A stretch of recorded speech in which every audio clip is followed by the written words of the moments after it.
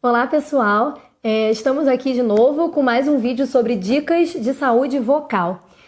Hoje eu separei mais 3 dicas para vocês a respeito de como cuidar da nossa voz, né? Vamos dar continuidade. No último vídeo eu falei sobre 3 tópicos, agora vamos falar sobre mais 3 tópicos. Primeira coisa que eu vou falar é uma coisa que pouquíssimas pessoas sabem, eu acho que só quem já está muito cascudo, quem já trabalha muito tempo no meio, que tem noção disso. Primeira coisa, evitar ingerir alimentos derivados do leite, evitar chocolate e evitar café. 3 inimigos da nossa voz, né? Primeiramente eu queria dizer que não precisa ter aquela coisa militar de você, poxa, hoje no final de semana eu não vou poder tomar um café, poxa, hoje é Páscoa eu não vou comer um chocolate. Não precisa também chegar nesse ponto. Mas o que eu recomendo é que vocês evitem esse tipo de alimento no momento anterior ao trabalho de vocês. Seja no momento anterior a uma gravação, antes de dar uma aula, um advogado antes de uma apresentação, né? Então, evitar esses alimentos em momentos anteriores ao seu trabalho vocal. Por quê? No caso do chocolate e derivados do leite, por que a gente deve evitar? Na verdade, ele não vai atuar diretamente na nossa voz, mas na nossa fala. Por mais que seja muito gostoso aquele chocolatinho, né, e dá aquela energia, o chocolate e o derivado do leite, eles fazem com que a nossa saliva fique mais espessa, mais grossa. E isso dificulta bastante a nossa articulação, a nossa dicção. Experimentem fazer isso, comam um chocolate bem gostoso e depois tentem falar em público, articular bem. É difícil. Por que é difícil? Porque a saliva fica mais grossa. Isso parece uma besteira, parece uma bobeira, mas não é. Faz muita diferença quando você quer fazer uma boa articulação, quando você quer ter uma boa dicção. Então, quer falar bem? Evita esse tipo de alimento logo antes de você começar a falar. Com relação ao café, a cafeína, né, em si, não é interessante porque a cafeína desidrata muito, resseca muito a nossa garganta. Então não é interessante. Eu não sei vocês, mas isso é muito particular de cada um. Mas quando eu tomo um café, logo em seguida eu sinto que a minha garganta não tá aquela hidratação, não tá como deveria estar. Eu sinto vontade de beber água em seguida. Não sei se é uma coisa só minha ou de algumas pessoas, mas a cafeína dá uma desidratada, então evitem, resseca a mucosa, então não é muito interessante vocês tomarem café, até porque também a bebida muito quente também não é legal, assim como a muito gelada, como eu já falei no vídeo anterior, né? Nenhum extremo é saudável, nem tão quente, nem tão gelado, né? Então evitem o café, né? Tomem sucos naturais, suco de laranja é bom porque a vitamina C ajuda também, né? Sistemicamente. Então, é uma dica legal que eu dou para vocês a respeito de o que não fazer com relação à alimentação e o que fazer. E pegando um gancho nisso, a segunda dica que eu vou dar para vocês tem muito a ver com isso, né? Eu estou dividindo só didaticamente, né?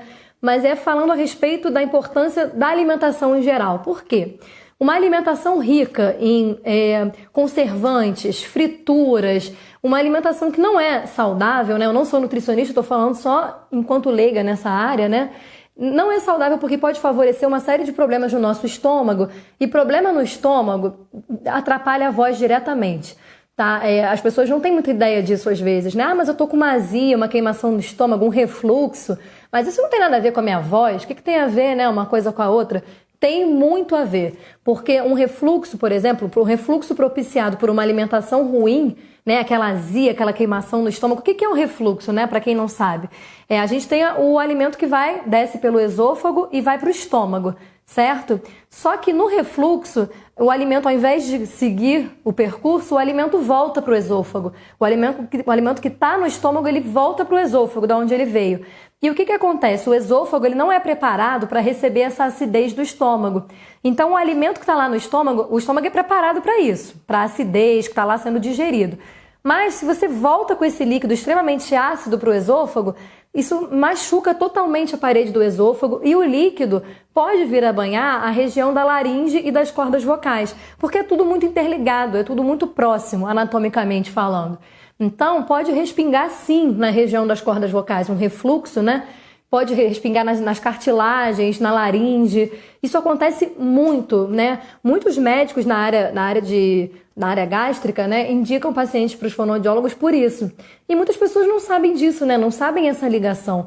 Então, pensem nisso, evitem, se você tiver qualquer tipo de sintoma de queimação, de azia, sente que está voltando o alimento, procura um médico para fazer um exame para ver se está tudo ok. Se for preciso, você vai precisar começar a terapia fonoaudiológica. E para vocês terem ideia, esse refluxo ele é tão nocivo que se você não tratar, você começa a sentir muita dor, além da rouquidão, mas muita dor, e pode até causar certas úlceras na região. A região ficar praticamente em carne viva, porque é uma região muito delicada. Então você pensa que está jogando um ácido numa região extremamente delicada, extremamente suave. A voz fica ruim e isso pode ocasionar até problemas mais sérios depois. Então, essa questão de se preocupar com a alimentação é muito importante. Pode parecer uma coisa chata, mas vocês, profissionais da voz, precisam ter uma alimentação regrada. Claro, sem neuras, sim, sem neuras, mas principalmente antes de vocês trabalharem com a voz, alimentos leves, né, que não vão favorecer esse tipo de reação no organismo de vocês. A respeito disso, eu tenho mais um último tópico que eu queria falar com vocês, já que eu citei a rouquidão. O terceiro tópico desse vídeo que eu vou falar para vocês é a respeito da rouquidão. O refluxo pode propiciar uma rouquidão, como eu havia falado a vocês. No primeiro vídeo eu falei também que beber gelado, pigarrear, tossir, tudo isso pode proporcionar uma voz mais rouca, né? E uma coisa que eu quero deixar bem claro para vocês é que, outra dica, hein? A rouquidão, ela é patológica, tá? Muitas pessoas não têm noção disso porque acham que uma voz rouca é uma voz sexy, é uma voz sensual, é bonito, né? Poxa, eu vou dublar um personagem com uma voz super rouca, eu vou cantar, né, uma música com a voz rouca. Não, assim, a voz rouca, ela não é bem-vinda. Por quê? A rouquidão, ela sempre tem um fundo patológico. Por mais que vocês não estejam sentindo nada, um nódulo vocal, por exemplo, pode proporcionar uma voz rouca. Uma fenda na voz, um cisto, um pólipo, uma série de patologias vocais proporcionam uma voz rouca.